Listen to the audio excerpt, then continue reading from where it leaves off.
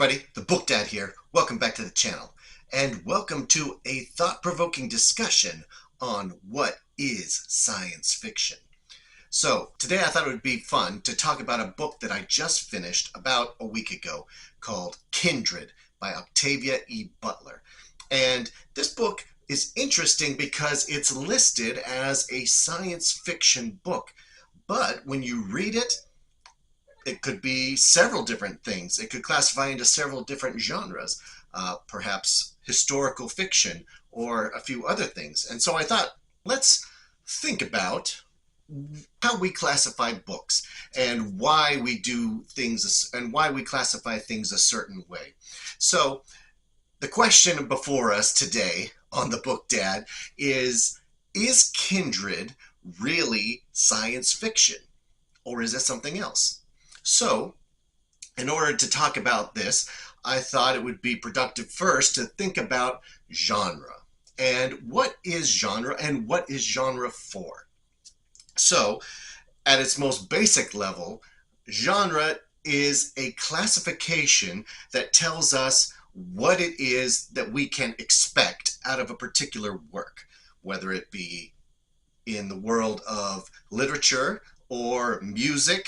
So genre gives us a set of parameters that we can measure something by in order to put it in a particular category.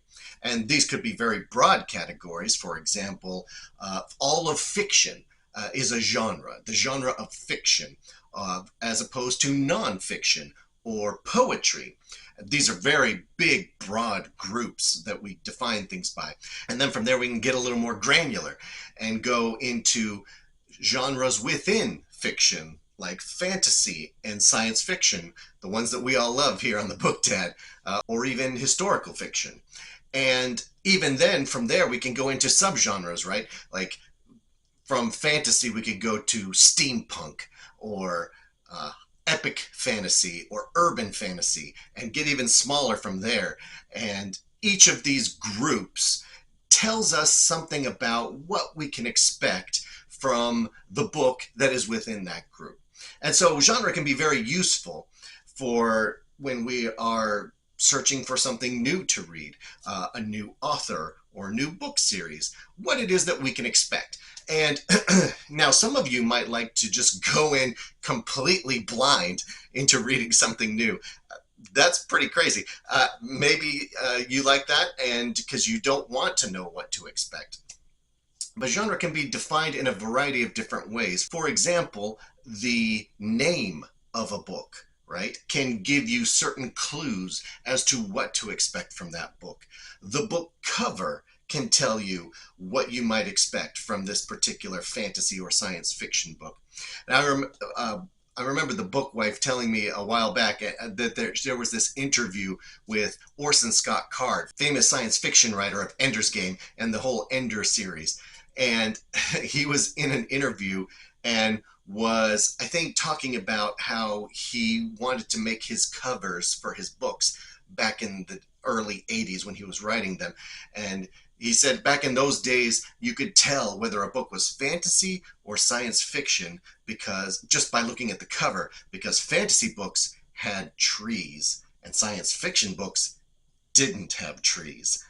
So something as simple as that, right? A tree on your cover means you're a fantasy book, and no trees means you're a science fiction book. So I thought that was kind of funny. But there are clues, visual clues like that can tell us what we should expect from a book. Now, we are going to talk today about the genre of science fiction and what qualifies a book as science fiction versus not science fiction. So, to that end, I thought we could talk about what are the hallmarks of science fiction.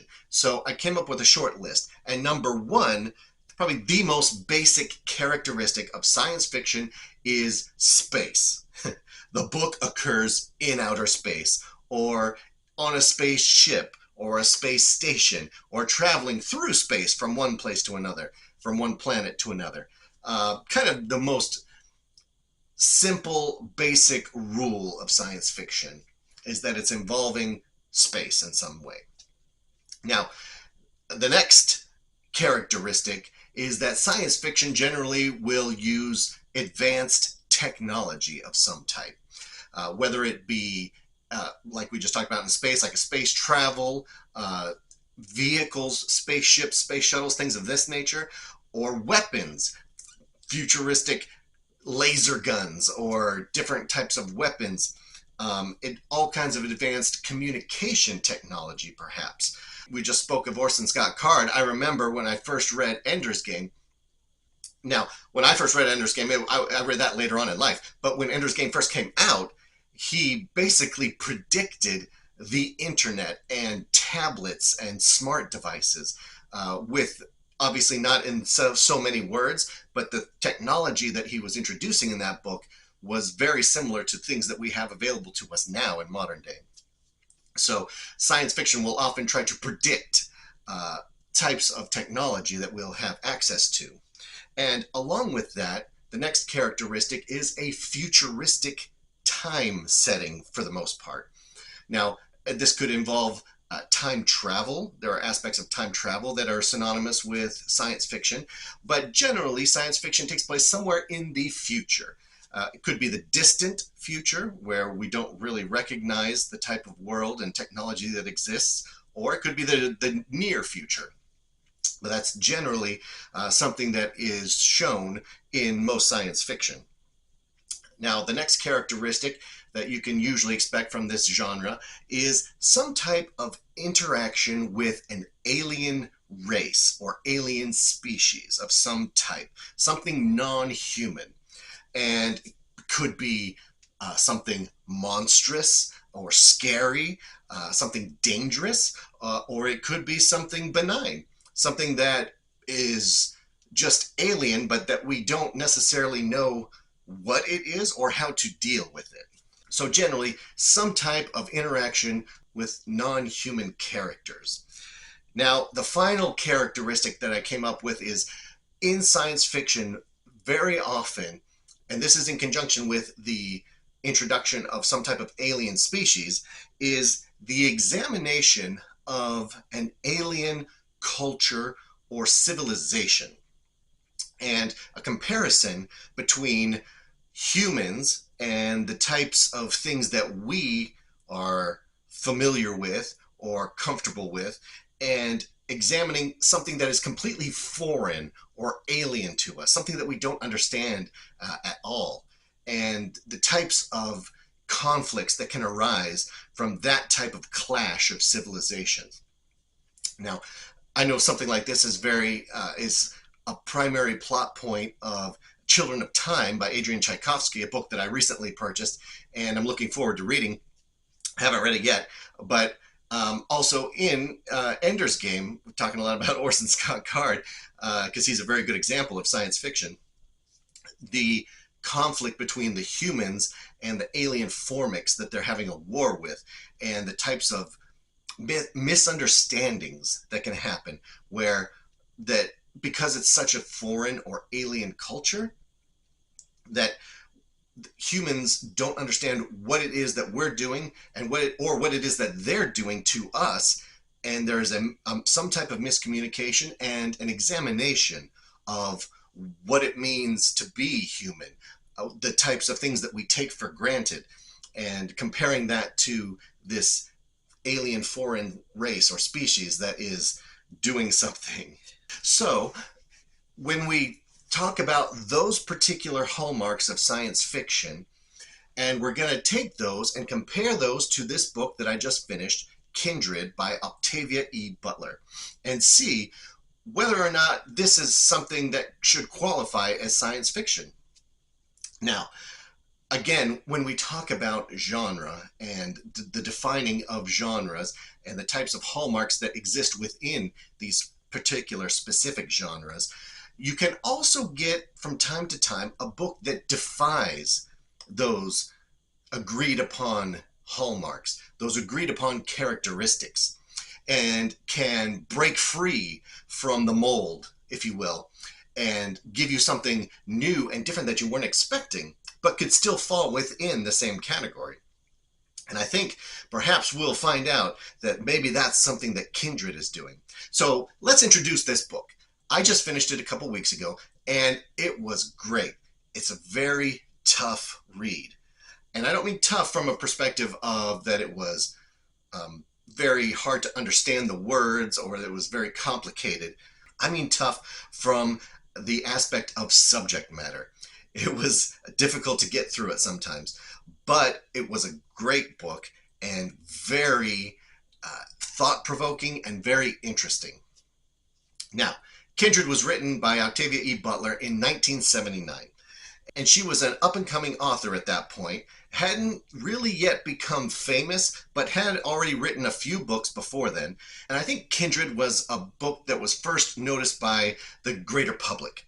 And over the years, she has become, at this point, a very famous science fiction writer and one of the few black female science fiction writers in the history of the genre. And so she's writing from a very unique perspective that's different from most of your normal science fiction writers over the years. Now, she's passed away in 2006 at a very young age, but in her short career, she was able to write some very famous genre-defining books that were even awarded Hugo and Nebula awards. So she was recognized in her lifetime as being a very good writer. Now, Kindred is the story of a young black woman in the 1970s, which was the era that this was written in. I said it was written in 1979. The story takes place in 1976. So this was present day for the writing of the book. So the main character, Dana, is a young black woman who lives in the Los Angeles, California area. And she's recently married to a young white man. They're both in their, I think, about mid-20s. So it's a young new couple, and they are both educated. They're both writers.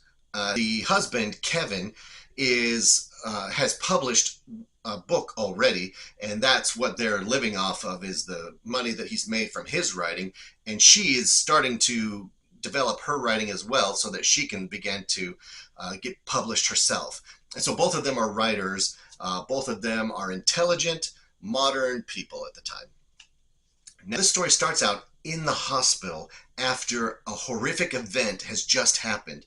And so you're just kind of thrown right into it. Dana is in the hospital and she's missing half of one of her arms. And she's in a hospital bed. The police are there. They've suspected her husband was involved in this, but they can't prove it. And so they have allowed the husband Kevin to come back into the hospital bed with Dana, and they are kind of trying to figure out how to talk about this and how to explain this thing that has happened, and you have no idea what is going on. It just throws you right into this type of thing. And then the rest of the story, and this is a little prologue, and then the rest of the story goes back in time to before all of this happened and leads you up to that moment. And so it's that structure of a story where it starts out with something, takes you back, and then brings you right up to the moment of that happening. And so you can see how it happened and what's going on. So when it goes back and it talks about them in their new relationship as a young married couple, all of a sudden Dana inexplicably disappears from her apartment. They're just in their apartment talking, and all of a sudden she starts to feel dizzy and falls down, and boom, is gone. Disappeared. And she has basically been transported back in time to the early 19th century in the antebellum South. So she's in California, but she gets transported back to the early 1800s in Maryland in the United States. And so she doesn't know that at the time. When she first goes back, she's put on the bank of a river with no explanation, has no idea what happened to her.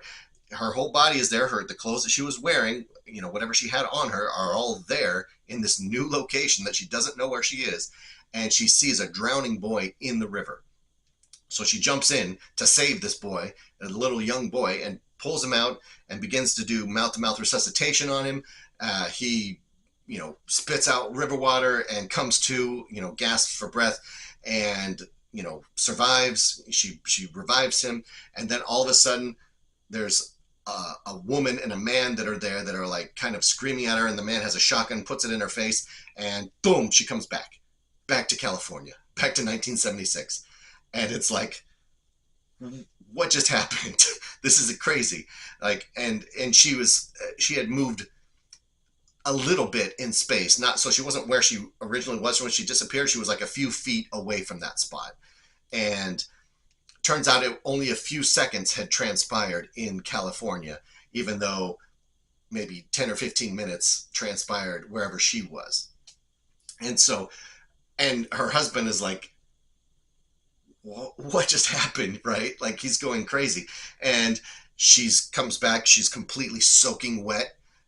And so clearly something is amiss, right?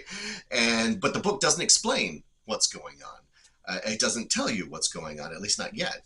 They haven't figured it out. So the whole plot of Kindred is Dana going through these time jumps, these time trips from the modern day back to the period of slavery in the early 19th century, and trying to figure out why this is happening to her.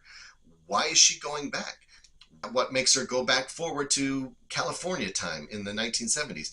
So she has to figure out what the connection is with this boy that she saved from the river.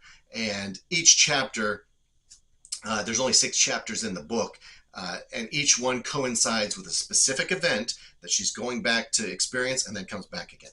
And so, and there, of course, along the way, there's a lot of a lot of stuff that happens. But this is the basic premise of the book. Now, the thing about Kindred is that it takes you back to the early antebellum South period of the United States of America. And it takes you to a time where slavery was in full effect, full force.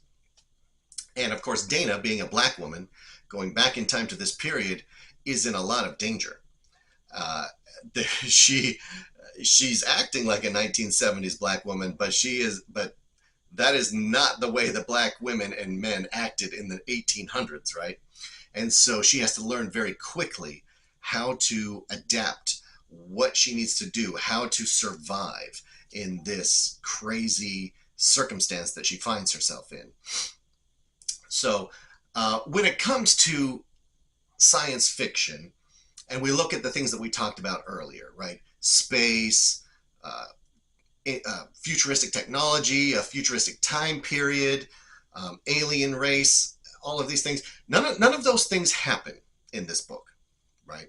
So, and you look at the cover of this book and you see, well, I guess there's a lot of different covers, but kind of the most famous one, which you can see here, is, this black woman in this dress, and it doesn't look like a science fiction book, right? It doesn't look at all like a science fiction book. However, even though it doesn't include all of these hallmarks of science fiction, what does it include? Well, it includes the examination of an alien culture and civilization. Now, it's not showing us a futuristic time period. Instead, it jumps back into the past. And Dana and her husband, Kevin, have to come to terms with an alien culture, an alien foreign civilization, because it might as well be a different planet, a different world that they have jumped to. Even though, yes, everyone's still speaking English and they can recognize, this is a house, and, this is the food that they can recognize normal things. However, the civilization, the culture, everything associated with slavery on a plantation, which is where they end up going time and again to a particular plantation, and the same white masters that live there and the same slaves, and going back through different periods of time to see them throughout their lives, they have to adapt and overcome a crazy situation. They have to understand how to live and how to survive in slavery. And this is an interesting thing to think about. And as I was reading this book, this is the thing I thought about the most. This is something that I really love thinking about, especially when it comes to reading historical fiction or history books or things from the past, is the idea that the past is a foreign country. That's a saying, right? A famous saying, right? That like history or the past is a foreign country, because it's so different from what our own sensibilities are. What we have come to recognize as reality in modern times has nothing to do with reality in the past, even in our own country. So this, to me, is what primarily makes Kindred a great science fiction book. It is because they have to deal with an alien culture and an alien civilization with regards to slavery and the plantation. The things that they know, right, in 1976, they know history. They know somewhat the history of slavery. Obviously, they never lived it. They're about to, but they've never lived it. They know what the history books say, and they've read books about slavery, and they know things, but they haven't been there. They haven't experienced it for themselves. And it's so different from what they were expecting. And this was something that, for me, was one of the more difficult things to read when it came to this book, was imagining myself in this same situation, going back in time. Now, obviously, I'm white, and so I have a different experience thinking about this, of how things would be and how I would react, right, with regard to the slaves of that time period, based on my modern day sensibilities that slavery is evil and wrong. And so going back to that time, it's so crazy to think about, well, what would you do? What would you do if you were black? What would you do if you were white? How would you react to that kind of situation based on what you know from the future? I guess what I kept going back to is like, man, it just, the things that would happen and the way that the slaves were treated. And now, obviously, there's a whole variety of ways that slaves were treated, from decently to horrifically. But even the ones that were treated decently, right, are still in slavery. They're still enslaved. They don't have freedom. Maybe they're not being beaten, right? But that's kind of a low bar to clear, right, from in history. And so it's really hard to think about like how you would react in certain situations when there's just no real point of reference for it. And so that was what was difficult for me, is like, I would be reading things that were happening, and I'm like, oh my gosh, like the next time I jumped forward, I would literally just go straight to a gun shop, buy a gun, and bring that back with me, and just start like wasting people. Like, you get so mad reading about this, but it's like, but then it gives you other perspectives that, well, that probably wouldn't be the best thing to do, because guess what would happen to the slaves if you killed all of the masters? They get sold off, right? They can't, even if you got rid of their oppressors, the society and the system in which they live still would not allow them to become free, right? And so there's so many considerations that you have to think of that you just wouldn't think of coming from our time.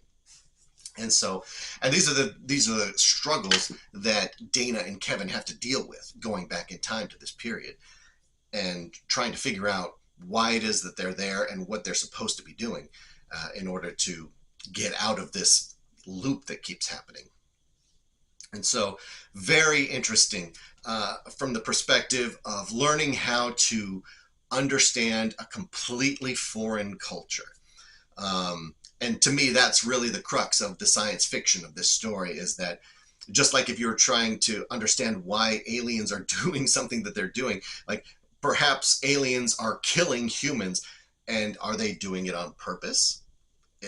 Do they understand the concept of life and death in the same way that we understand it? Or are they completely something else, right? It kind of reminds me of like that movie Arrival, if you've seen that, where you have this alien these alien creatures, and they're trying to, the humans are trying to communicate with them, but there's like no point of reference between them. They don't, there's no common ground or nothing to build from. And so it's like almost just like taking shots in the dark of trying to like figure out what is the motivation of some alien. And so these are the things that make Kindred a very interesting and thought-provoking science fiction story. Now, so as far as our original question, is Kindred really science fiction? I say wholeheartedly, yes, it definitely is. And for me, it was a 5-star read. I really enjoyed it. Like I said, it was tough, but it was worth it, and it was very good. I recommend it to anybody to read and to get a better understanding of how to think about the past and how to think about different cultures and different civilizations. And that's really what the best science fiction helps us to do, is to expand our minds and to think about things from new perspectives that we never thought about before. Having said that, now, here at the end, I'd just like to give a little brief spoiler-filled review. So if you haven't read Kindred, you might want to skip past this. I will say thank you all for being here with me on this channel, on these videos. If you're new to the channel, if you're new to this video and you haven't seen any of my other stuff here, please subscribe. Like the videos and subscribe. We'd love to have you here. I got lots of good stuff to see. And for those of you that are returning, thank you so much. Please continue to like and comment on all these videos, and I'd love to hear what you have to say. Have you read Kindred? What did you think about it? Do you consider Kindred to be science fiction, or do you have a different idea about it? Is it more historical fiction for you? Let me know in the comments, and also let me know if you have any other ideas as to what you think makes a good science fiction book. Okay, now, for the rest of you that have read Kindred or that don't care about spoilers, I'm going to do a brief spoiler-filled review on some of my thoughts on this story. Now, Kindred, I thought the structure of how it was set up was genius, because you have Dana right at the beginning who's going back into the past and then jumping back forward into the present. And there's, like I said, there's no explanation given as to why she's doing this or how it's happening.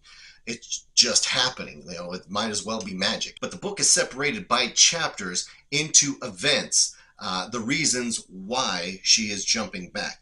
Now, it turns out she's jumping back because Rufus, the young boy that she saved from the river, is her ancestor. And she recognizes the names of Rufus and his father and their last name, Wayland, from an old family Bible that they have, that has these names of her ancestors, a genealogy that going back all the way to Rufus and Tom, his father, that she always just assumed these were black people, that these were slaves back then. But it turns out they're white. So she never knew that she was related to white people. And so she figures this out eventually. And then as she's jumping back, she realizes the thing that is drawing her back into the past is danger and life-threatening things that are happening to Rufus, her ancestor. And the whole purpose that she figures out is that she has to save Rufus from whatever it is that's about to kill him, and so that he can survive and eventually get together with her, you know, great whatever grandma that would give birth to a particular person in her lineage that would then lead to her eventually. So these are all her kindred, right?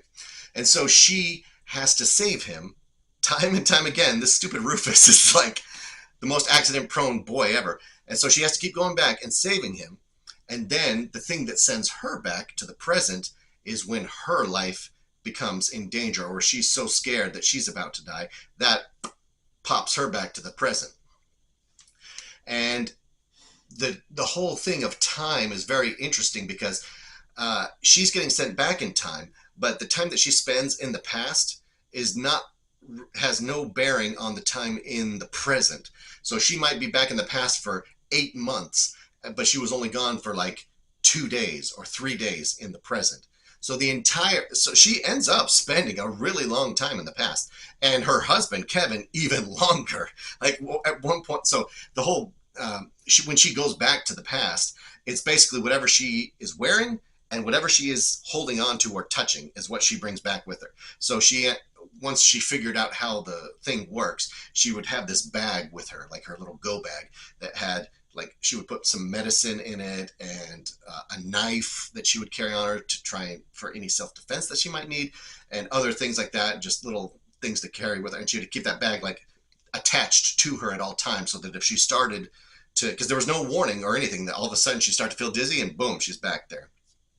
And so one time she takes her husband with her, like she's like, oh no, I'm going, I'm she can feel just for a few seconds, she's like, I'm leaving. And so she like grabs him and they both go back. And then, and in that point when she gets sent back to the present because she's getting beaten and whipped, like, he doesn't get to her in time, so she goes back to the present and he gets stuck in the past. Oh, it's so crazy.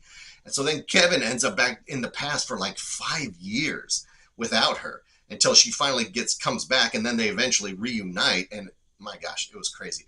Like, this book was really, like, it made me really nervous a lot as to how things were going, and like just really terrible stuff that happened.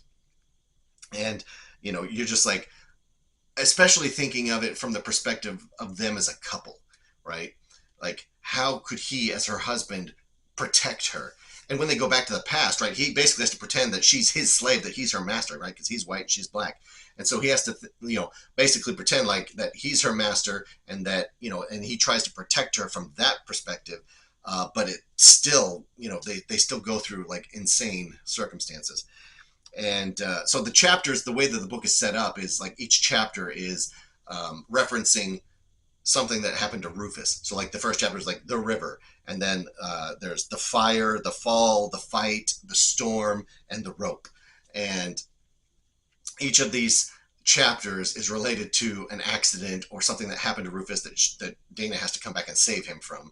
And then at that point, she's, once she saves his life, then that she completed her mission, but she can't go back until all of a sudden her life is in danger.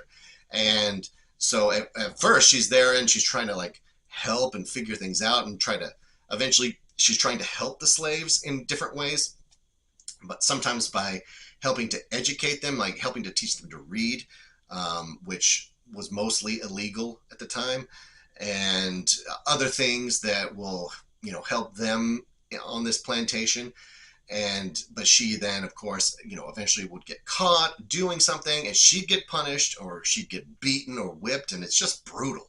You're like just reading it just makes your blood boil.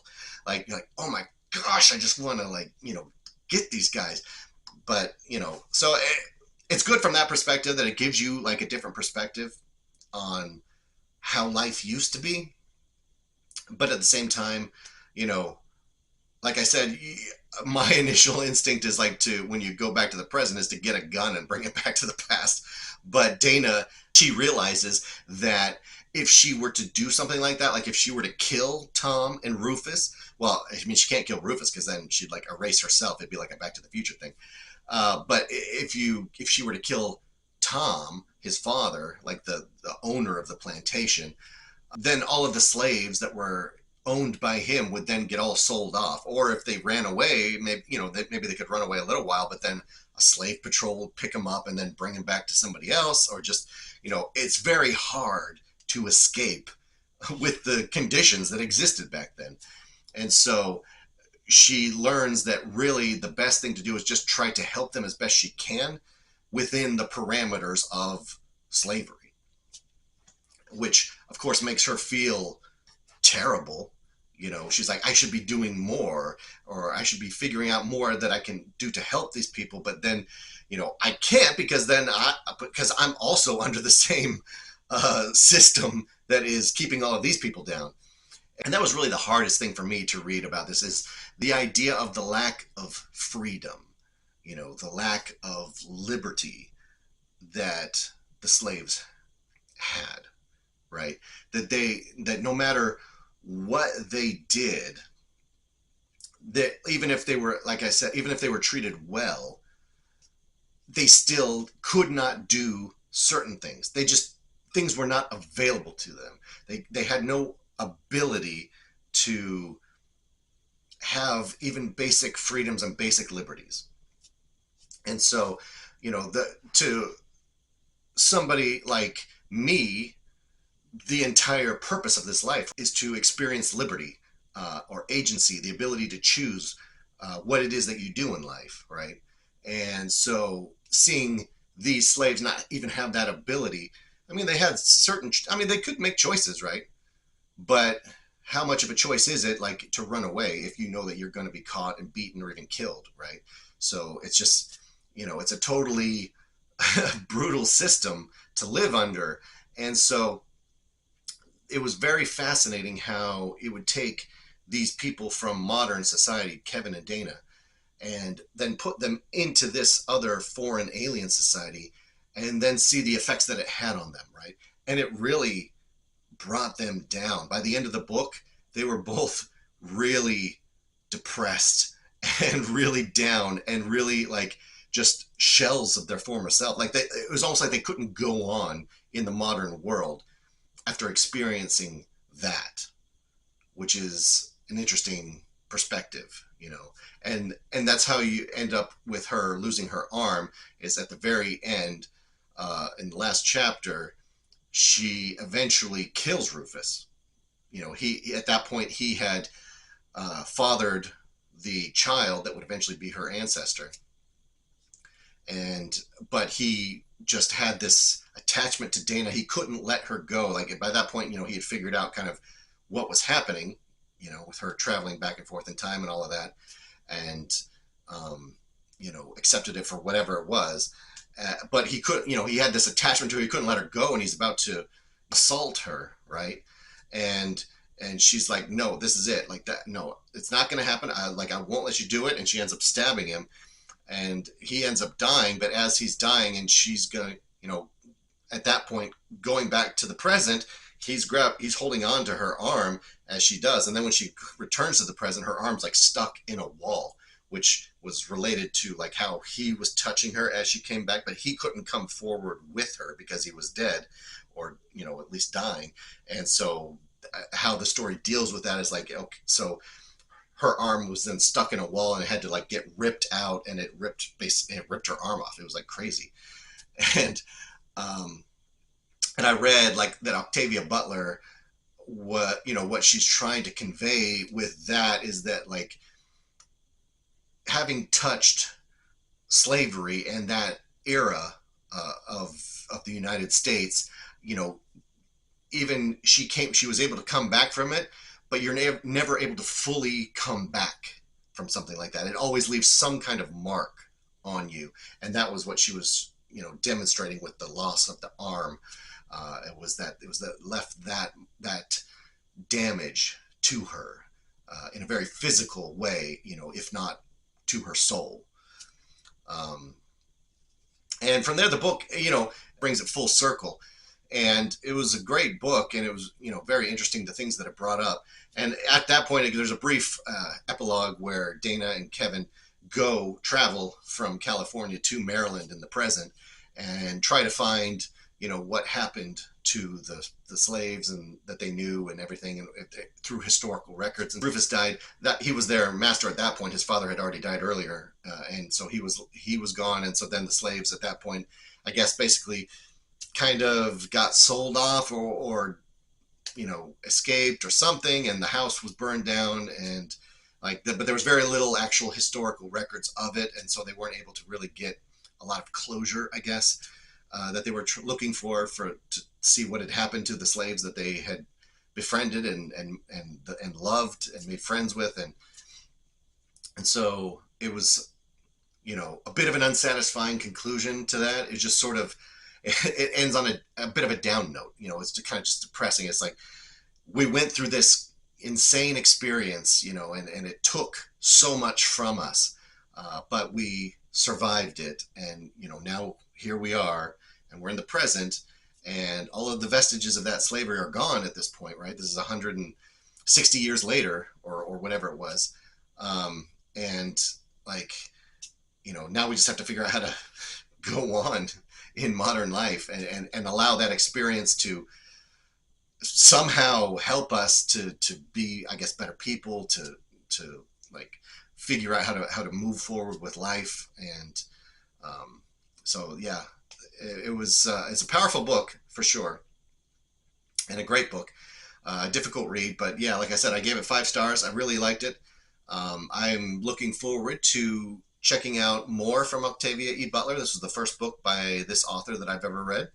I know The Parable of the Sower is another famous book that she's written, and so that's probably the next one that I'll go with. See what else she's written in the science fiction genre. So yeah, thanks for being here with me today on this video. And I mean, ends on a little bit of a down note, but it's a tough book to read, you know. So, but it was really good, and very good example of what science fiction can be. It's not the traditional science fiction, right? It doesn't have all of the traditional hallmarks of a regular science fiction genre book, but nevertheless, still makes you think, which is what all good science fiction does. And for that, I appreciated the change of pace, and really gives you an idea of what science fiction can be. And so, anyways, thank you everybody for coming along with me on this trip. And again, please, if you enjoy this content, like, comment, subscribe. And until next time, remember to read to your kids every night. All right, see ya.